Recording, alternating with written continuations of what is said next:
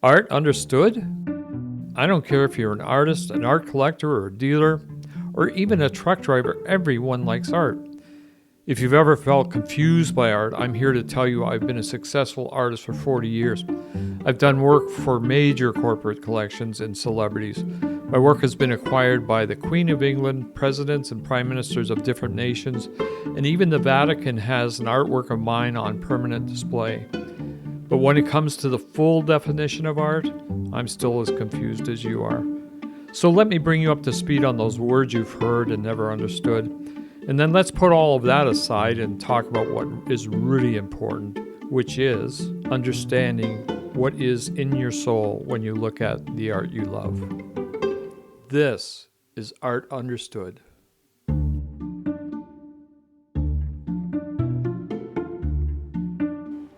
So, welcome to Art Understood. This is the place everybody comes to understand that they don't understand what art is all about. Okay. Including us, right? Yeah, I think when it comes to dummies, I've been 40 years in the business. I've done very well at it, but I still don't understand it. And I think, like Ryan says, it's I don't understand as much as you don't understand. So let's go on and let's talk about something new today. What is it going to be? It's going about surrealism. It's going about. Did you Good say about? good about? Yeah. Something Good about like that. Yeah, something like that. What is surrealism? What is surrealism? Well, that's the tough one. Okay. Surrealism is, you get into conversations over this. We've had several here ourselves. It's kind of borderline on realism mixed with fantasy art. Let's just mix a whole bunch of things together. But surrealism started, it's using fairly realistic components usually. And in the earliest days of surrealism, and I always dream of this, where I could have been sitting in New York with Dali and all these guys. There was, 4 or 5 guys. I'm not going to mention them all right now, but that started surrealism, and they would sit around the table having a nice espresso, and they would talk about their dreams, and the dreams were so cool to them and so interesting to them that they started to paint them. And when you start to paint a dream, we all know what our dreams are all about. Either you understand it, there's a function to the dream, there might be no function to the dream. It could be you're remembering something from the past, or you're creating something in the future. Well, surrealism became a great tool for that. So it was something that basically, to them, if you didn't dream it, you didn't have a surreal painting. I don't really, my favorite genre is surrealism. And I didn't really agree with the one part is that if you didn't dream it wasn't real surrealism, because when you're actually doing a painting, if you let your mind go loose a bit, you start to realize that what's going onto your canvas is actually that subconscious dream. If I was to add an apple to a painting, then that apple takes me on a path that might not be yours.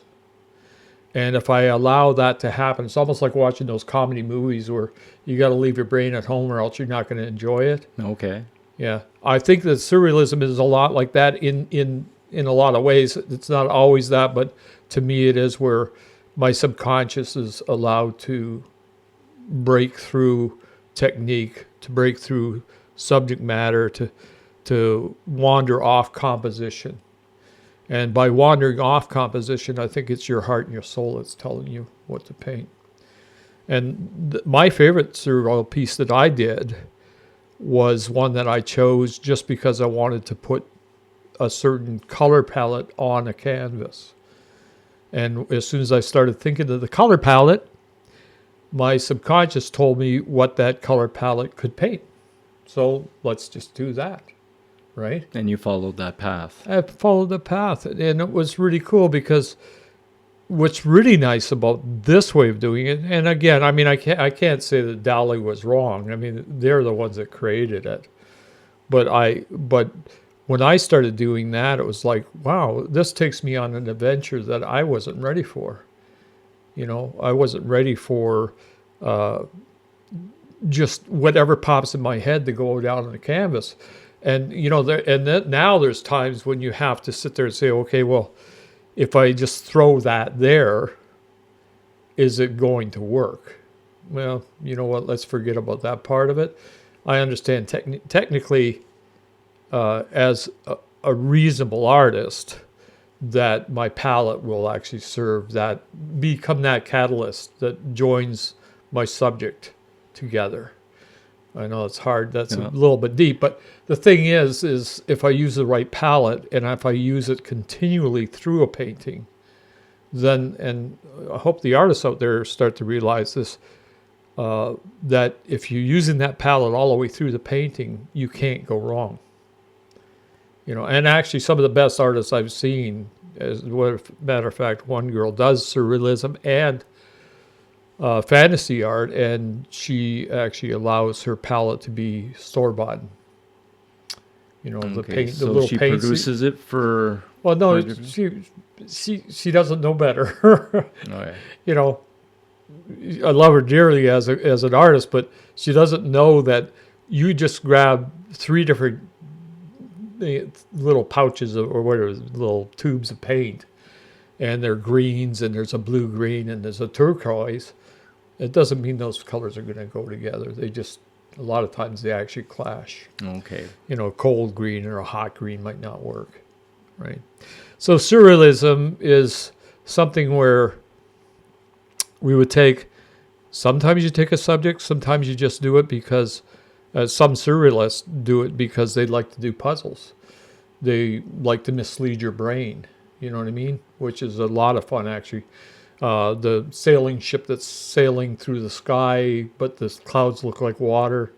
Is it really water? Is it not water? So it's like a puzzle fantasy idea? Yeah, well, yeah. Using realism as the actual main component.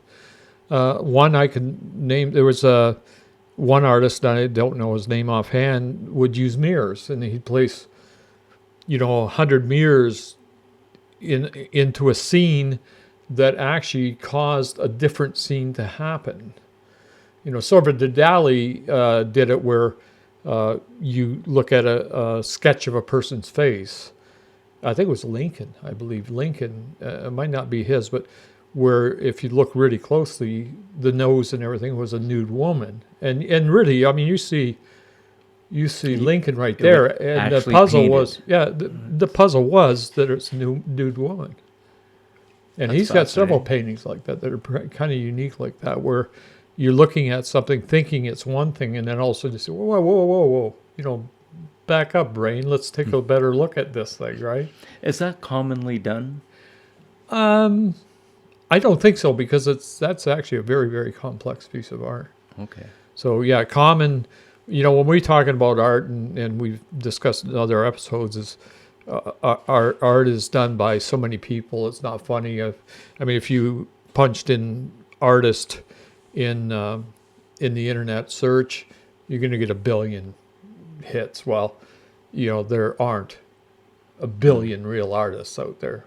So when you have that, you start to realize that there's different classes of artists that, to me, is only an opinion. You get a gallery owner that would say this is a great surrealist, and I might look at something and say, I don't like that for any reason at all. So yeah, but anyway, so surrealism can be used in different ways. It can tell a story. It could tell a dream. It could, it might be casting the future. And I had mentioned we had a little conversation before this started. Is a great example of that is in the movie Rango, where you actually see surrealism happening in front of your eyes when the little cactuses turn into rattlesnake rattles, and you see the big fish floating by. That's all surrealistic stuff. Because it really, I mean, where do you see a desert that looks like salt that has lines on it? And I've actually used those in paintings. That was my Da Vinci popping his nose into my surrealism, because I wanted the lines in the painting to give you a sense of depth. And that was something that you noticed from somebody else, so you brought it Yeah, forward. I don't to, know. Yeah, I don't know if I noticed that, but you're right. Like that's like writing a song, and all of a sudden you say, "Man, God, that sounds awful familiar." And you know what? You just copied somebody. Yeah. Yeah, I think we do, and I'm going to sidetrack a little bit here. People ask about your art, your art, your art. Well, my art is never my art. It can't be my art. If it was my art, I'd be naive enough to be in a cave still, blowing paint on my hand and making a handprint. Right. I learned through Salvador Dali. I learned through Da Vinci. I learned through Norman Rockwell. And then I take that, and if I have a surreal image in my mind, and it's no different than saying a surreal situation. I mean, we've been through those where it's like, oh my God, this feels bizarre. Well, the bizarreness of that painting, to me, is Salvador Dali. That's why I chose Salvador Dali, because he has this bizarre, almost at times macabre feel, right?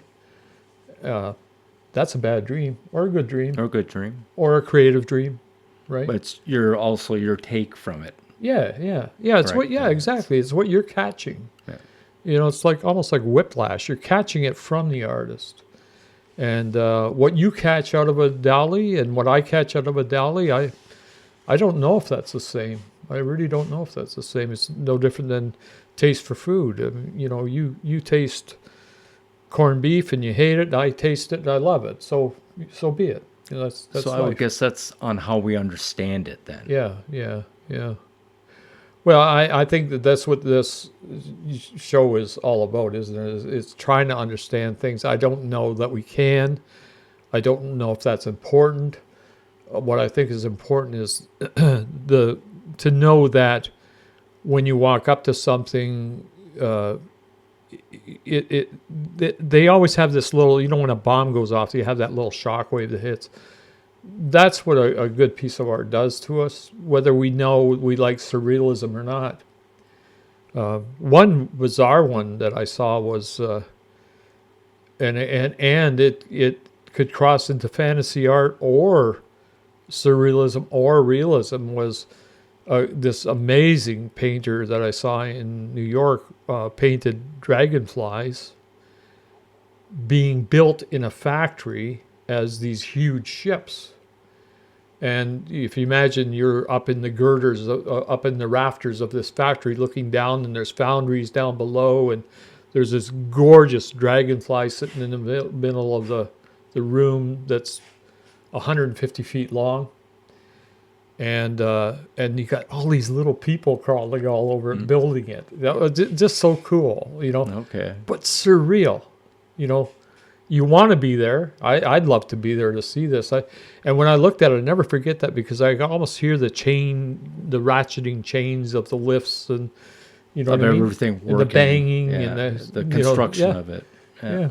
So surrealism can be really a lot of fun in that respect. And at times, Salvador was, I use Salvador as a mentor just because I know his art the best. I've studied him as a mentor. I don't like him as a person, I'll tell you that right now, but I do like him as a creator of surrealism. The art that he produces. Yeah. Right. And but he's got some pretty ugly, bizarre stuff too. Stuff that I would never put in front of somebody. So, and as a matter of fact, I mean, people recognize my art a lot of times. Almost instantly, they can see the Salvador in my work. And again, going back to where we started on that part, it's not my art. I've used a lot of other people. Everything you do as an artist, as a good artist today, I think is synergy. It's the synergy of who taught you how to put the paint down on the palette. What order do you put it in for what reason? What brush do you use for what reason? The structure of it. Is yeah. that what you're Yeah. basically? Okay. Yeah, the techniques, They can be yours. You've chosen to make something that's been 10 people told you to do something. You've chosen the right balance of those 10 people, hopefully. And you haven't just copied. And there are now, I mean, again, you got people that are just copy artists too. Okay. It's there. That's not, to me, I find that a little repulsive when I see somebody who just wants to copy a photograph and make it as photographic as the photograph itself. This is a copy, Yeah, basically. and I wander. I'm meandering off the subject here. Okay. Can I ask you, when it comes to surrealism, where did it start? Well, basically, I mentioned earlier, it did. New York City was probably, I'm guessing too, and people will correct me, I'm sure, if I'm wrong. Well, your But best. yeah, my best thing is basically a bunch of guys that love to sit around and have a drink. They started thinking about dreams, and basically it was a small group of people, 4 or 5 guys that came out and started to realize that their dreams were important. And I have mentioned this before, but I mean, there's nothing more amazing to me than an artist that can accomplish the vision that person, that the artist is actually imagining it, because there's no technical way in the world other than that for me to take and give you something that's inside my brain. I think that's just, to me, it's mind-boggling. to me. Nobody else has. You what can't your you can't thoughts do that. are. There's So, just no yeah. other way to do that. And then people that know my work, they start to recognize my blue colors and stuff like that. I don't know if I think that way. I really don't even know. But I do think of the images, and those images come out. The one that I did, Evolution of the Dream, is one of my favorite surreal pieces that I've done. And again, that was painted on just me choosing a palette and let my mind go where it wanted to go. Okay, so Yeah. like in realism, you stated like doing horses was something like your main that you really enjoyed. Yeah. So when it comes to surrealism, are you saying that is what your I favorite is, or to do, to do, because there's not a rule in the book. There's blank pages when you come to the rule book. In equestrian art or horse art or in maritime, I mean, I was counting the portholes on the Titanic to make sure I had the right amount, because I know someone's going to walk up and say, "Oh, the third deck down, you've got one extra porthole." Well, no. I call those rivet counters. yeah, Because they will start counting rivets on an Yeah, airplane or whatever. there's always somebody, I guess, yeah, right? yeah. That's unfortunate. I mean, like they should be looking at the art for what the art is, Yeah. not the Yeah, preciseness. It's up to them. Well, It's up to them. It's up to the chef to say, you got too It's much just- salt in this thing. I Right? guess that's art know. understood. Yeah, yeah. So Which we can't. And I enjoy the fact, I think, and that's why the title of the podcast, I enjoy the fact that you can understand this stuff, but there's a zillion things to talk about, right? The marketing and everything else. I mean, we'll get into as we go along here, Yeah. right? what are some of the differences in surrealism that you think? Like the weird, the fantasy, the Well, I think it's showing you, surrealism is showing you the personality of the artist maybe a little bit better than some other genres. I think it's showing you, it allows that artist to be a little more free with new concepts, being creative, and going where nobody else has gone before, which is Oh, that's almost Captain Kirk, isn't it? But no, yeah, it is. You're going where you know nobody's gone before. Go ahead, help yourself. Go nuts, right? And then and if you put down a dot of black on a canvas, to me, it's what did my mind just tell me when I saw that black One little dot black that dot. I made, compared to what did you see when you saw that black dot? It's almost like, you know, the psychiatrist using ink blots. Okay. Where's that ink blot taking you, right? Well, where is surrealism taking you? And I think it will actually expose. It'll expose the clown in you, the genius in you. You know what I mean? Your technique. It'll expose all of that, and it gives it to you on a platter. So it shows the importance, I guess. More Yeah, or less. or the joke. You know, there's nothing wrong with the joke. You know, a lot of people didn't realize, but Dali had a fetish for ants. That's why you see ants in his paintings a lot of times, probably because they had a bad dream about ants. Ants. You know, That's funny. yeah. I mean, it's just like, maybe that's how he controlled his own emotions too. You don't know that part. Be able to put it on canvas so that way yeah. he'd be able to Let deal it out with there, it. get it out there. And I think that's what surrealism is really great for, is to get it out in the air, let other people see that mystery that you hold within, the love you hold within, the enjoyment of a reflection of a piece of glass. Your techniques can be phenomenal in surrealism too. You know, What type of techniques? well, for example, the man with the mirrors is. I've noticed that people don't realize usually reflection in a mirror is about a quarter tone darker, Okay, why is that? because the glass can't reflect all of the light back to you. It can't do 100% efficient as far as reflecting back all the colors. So anyway, you know, a fine artist will actually capture that. And those are things, when you get really deep into it, those are the things that even the gallery owners don't really always comprehend. They will boast about, you know, they boast about all kinds of weird crap at times. But sorry, gallery owner.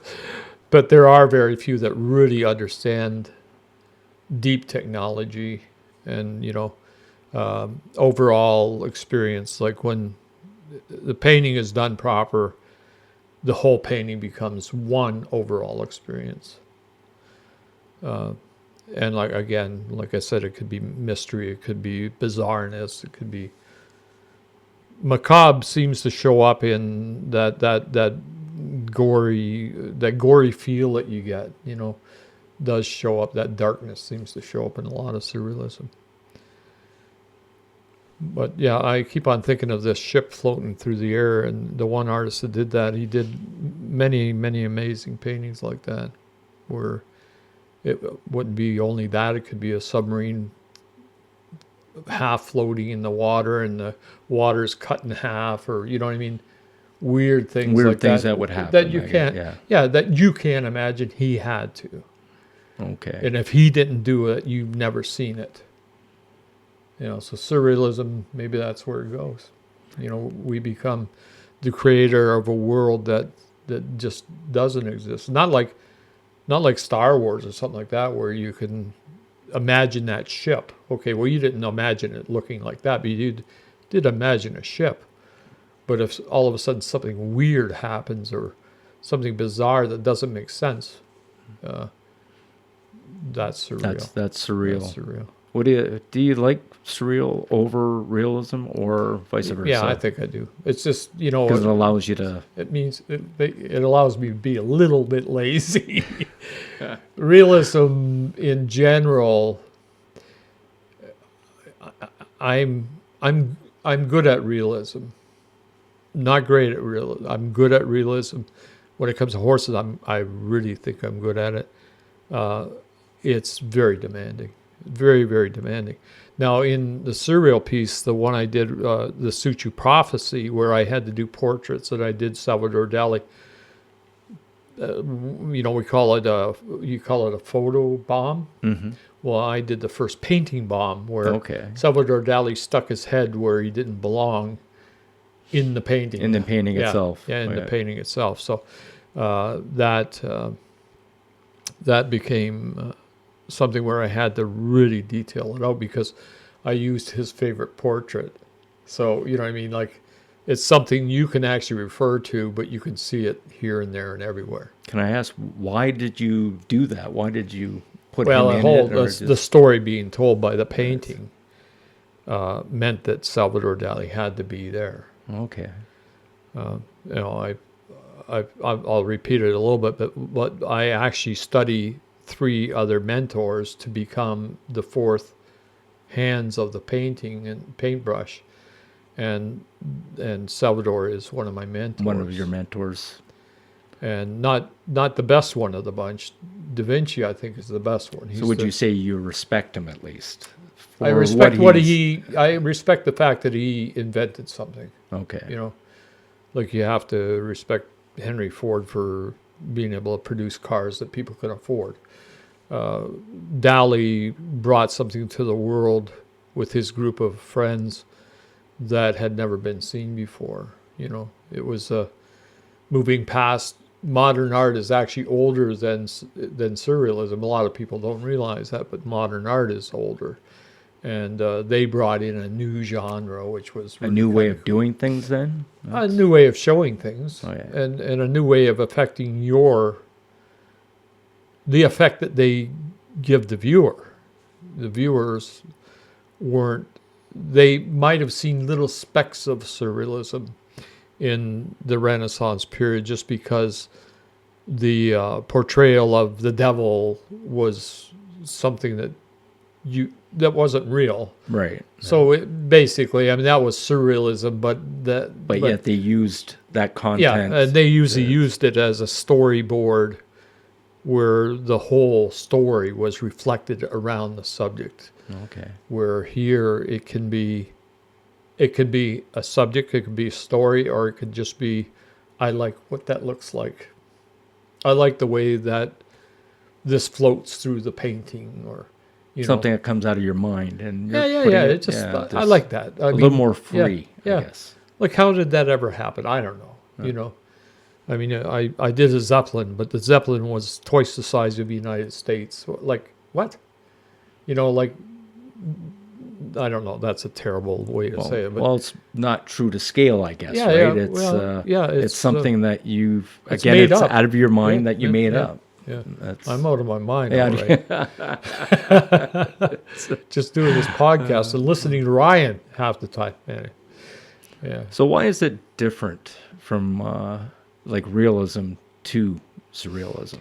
Well, yeah. Okay, well, realism again is let's just call it realism. Examples, It's a piece of news. It's a scenery that's supposed to take your heart back there. It's where surrealism uses all of the components, the same components, but it just does it at random sometimes, and it might not always be random, but usually surrealism feels like it was just put.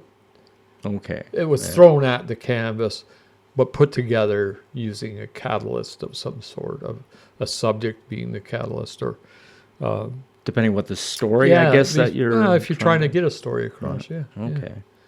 And again, like I said, they're used a lot for puzzles. I mean, mind puzzles. And why is that like that? And they're just basically saying, I don't know why I like doing this. I like to do the bark of a tree, but I'm going to do the bark of a tree that looks like I did one of an aviation piece, and in the actual rocks, the rocks are surreal because the devil's face is hidden in there.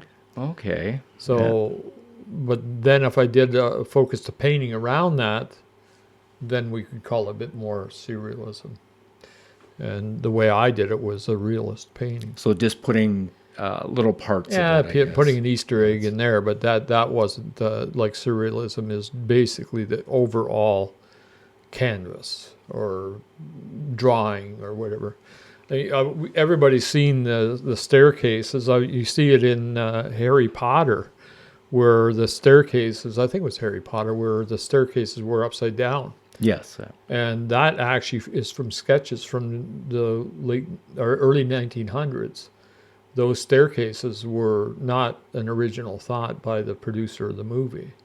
I know that Okay. because it's just too close to what these early sketches So were. that And was I'm written terrible in. with names, so I can't give Okay. you guys names, but So that was written in the book. The art for it it then could. was, I don't know how from that what you happened, but remember, I no, guess, no, or I don't just know how that happened. I just okay. know that I recognize the staircases instantly. I thought, well, there you go. You know, Okay. like there's surrealism affecting and sliding into fantasy. You know, surrealism is that's what makes it so great. It's just totally, totally diverse. It allows, I guess, Anything, it to anything. go into Yeah, different circumstances absolutely. to tell a story, I Yeah, guess, yeah, or yeah. You wanna put again. You know, you want to put a fish floating across the air like in Rango. It's just like go for it, do it, have fun, yeah. go nuts.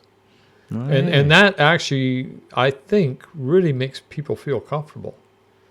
You know, Makes them although, feel more relaxed. yeah, yeah, I guess in certain ways, it can make you feel really horrible. Yeah. Some of the surreal pieces can be very tough to Okay. look at. So I'm going to ask you, why do we like it? I think for those reasons, I think we're looking for a new adventure. I I think in our hearts and our soul, like, why do you go on a vacation to Tennessee, right? I mean, I did the Red Barn paintings. I did all four seasons. The only important thing to me is the curve in the road, Okay. because when you look at the painting, the road curves off behind kind of an island of foliage. To me, what's important with a painting is what's around the corner. What's there? Yeah, Right. what it's forcing you to see. And I think is what surrealism can be about. Is a Suchiu term is to ignite your imagination. You know, how do I ignite your imagination and get it excited and get you moving into it? And I think that's where surrealism So really what you're does shine. saying is because of that road that you put in there, it allows then the person who then purchases your painting Yeah. to sit there and go, I wonder where that's going to go. Yeah, and actually, they don't And wonder they, too much because they yeah, do make yeah, up the scene. yeah, in their I'm own always way. gonna. I love. You know, we live in a flat county here, and I said the only thing I miss is the hills, because I loved nothing more than the feeling of what is around the next bend. That's the adventure, and I think that's what surrealism is giving us Over realism. over realism. Yeah, Okay. yeah. So why is it so important? I think maybe surrealism is more important to the artist than to the public. Maybe, hopefully it's not. Hopefully I'm wrong, but I think Is it because of what it offers? it's because it's what it releases. Okay. I'm in my mature age as an artist. I'm happy to be here because this is when I do know that my talent is as powerful as it's ever been.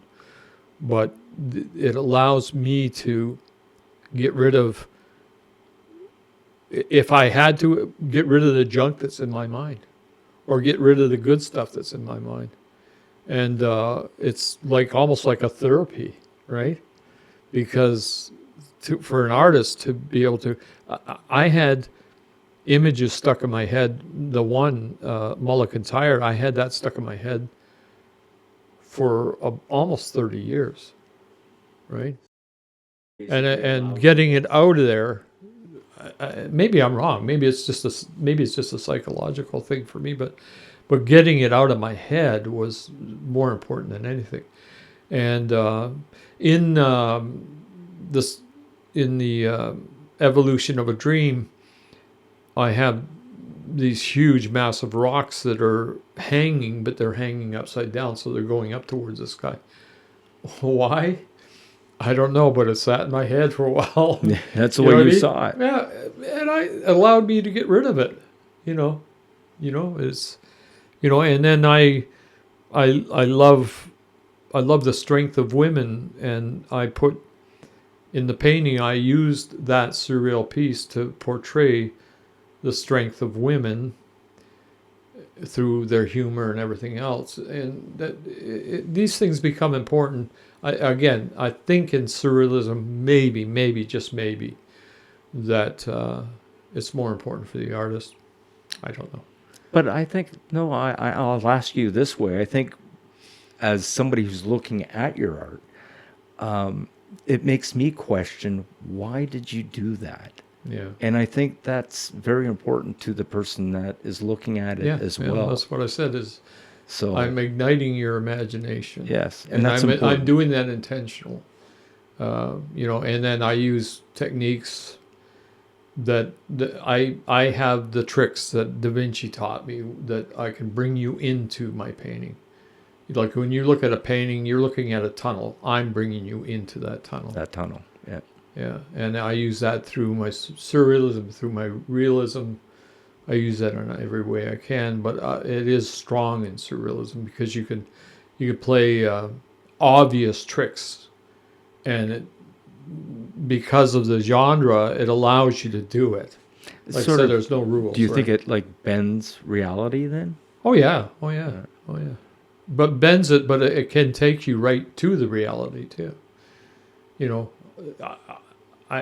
I mean, to me, in the one piece where I have lightning flashing in a cloud, I've used that 2 or 3 times in my painting.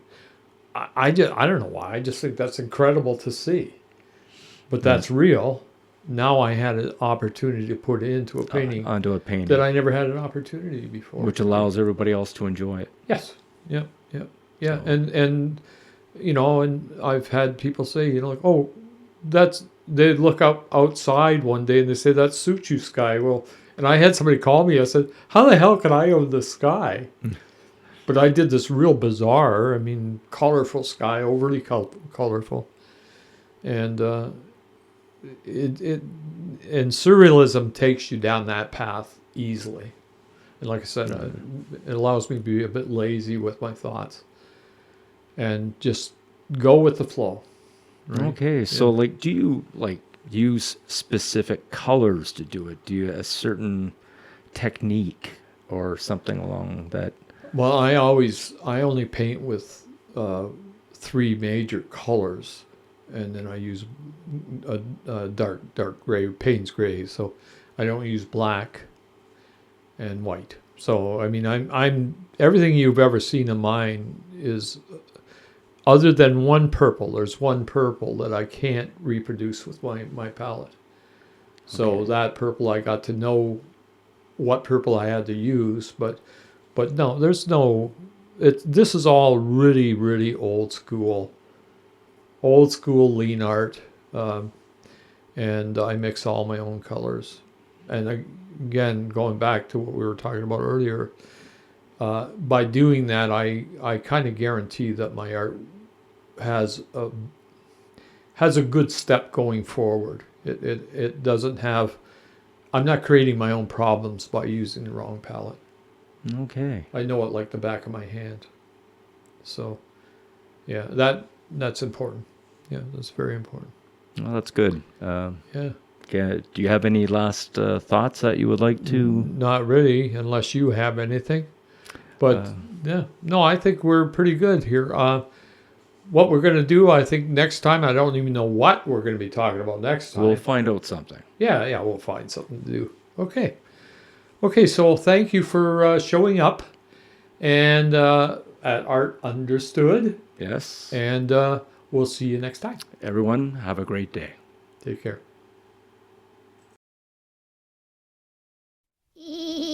Skippy.